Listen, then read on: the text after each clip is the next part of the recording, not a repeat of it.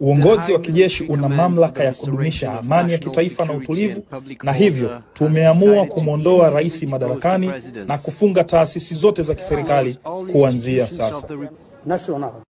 Kwa mujibu wa taarifa zilizotolewa kwa vyombo vya habari vya kimataifa, milio ya risasi ilisikika katika maeneo mbalimbali ya mji mkuu wa Bissau, hasa karibu na ikulu ambako Rais Embalo alikamatwa pamoja na maafisa wengine wa serikali na wakuu wa usalama.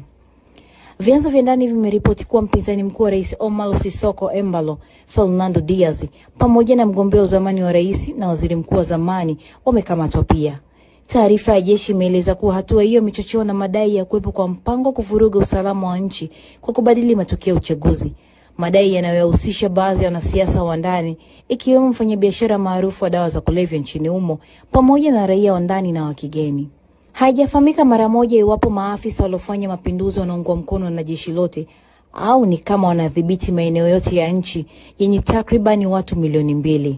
Guinea Bissau ni mmoja kati ya mataifa ya Afrika Magharibi yanayokumbwa na machafuko ya kisiasa mara kwa mara, na taifa hili linatajwa kuwa mmoja ya njia kuu za kusafirisha dawa za kulevya aina ya cocaine kwenda Ulaya.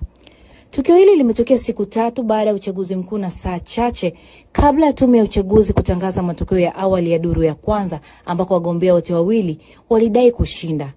Guinea Bissau imekuwa na historia ya misukosuko ya kisiasa, ikiwa imekumbwa na mapinduzi 9 na majaribio kadhaa ya mapinduzi tangu ipate uhuru kutoka kwa Ureno.